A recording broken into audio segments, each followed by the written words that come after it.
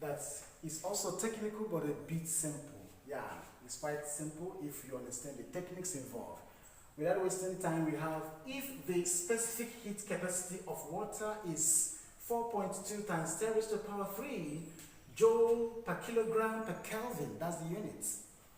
And acceleration due to gravity g is given as 10 meter per second squared.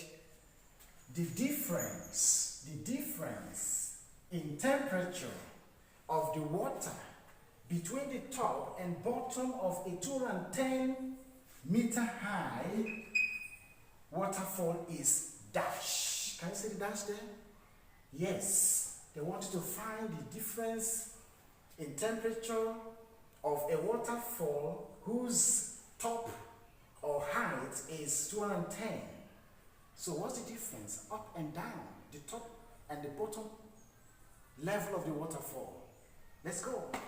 First of all, we need to find out our data here. Let's bring out our data quickly.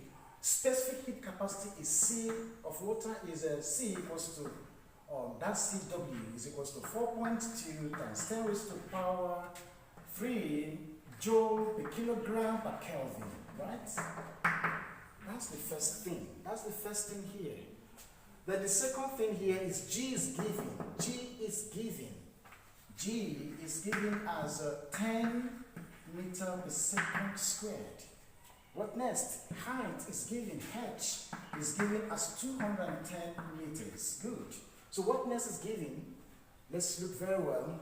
Nothing else. So the question is, what does specific heat capacity have to do with height and acceleration due to gravity?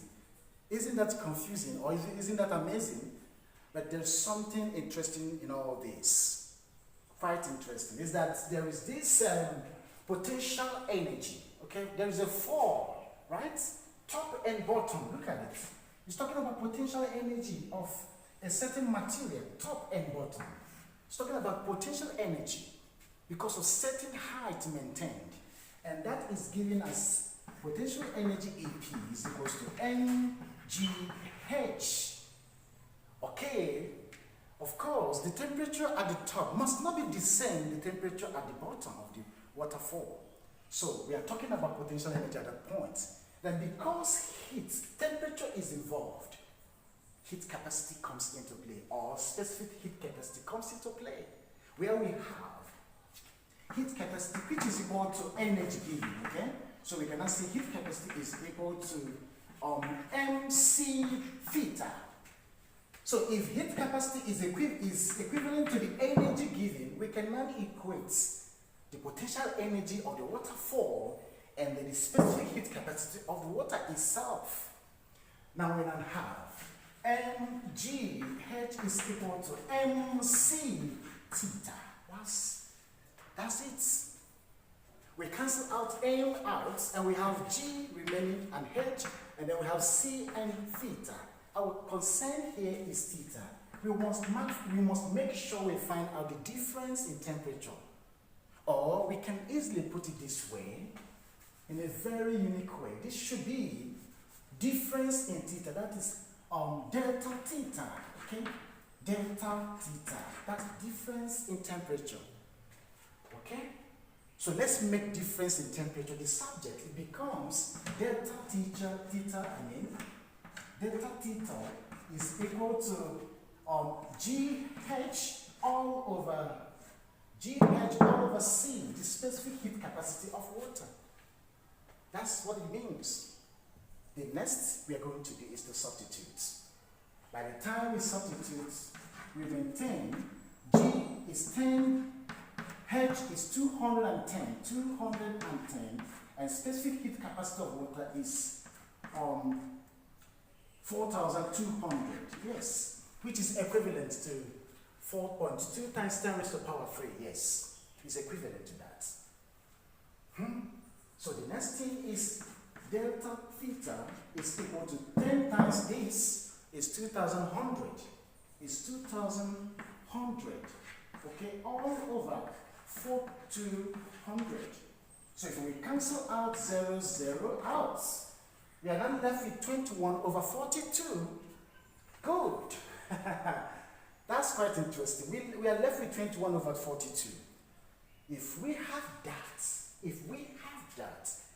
that means, let's clear up this point. We now have difference in temperature, which is delta theta is equal to 21 all over 42. Of course, this is just half. This is just 1 over 5. 21 against itself is 1. 21 against 42 is 2, half, not 5. Okay? That's it. Can you see? It's just half, which is equivalent to 0.5. So half is equivalent to 0.5. And because we are talking about temperature, it's measured in Celsius, degrees Celsius. So we can now say the difference in temperature, which is given as delta theta, is equal to 0.5 degrees Celsius. Solved. Solved. Wow. Quite interesting, isn't it? From that simple question, look at it. Solved. So we have option A, 0.005 degrees Celsius, not 8.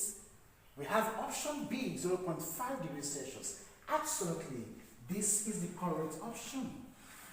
That is how to solve this kind of question. The remaining options fall out of points because we don't have anything to do with them again. It's just an answer, and we're done. That's it. Okay, if you think there are steps you don't understand that are not clear to you, what you need to do, just put it in the comment section. Let's discuss it further. I sign out to prepare for another class.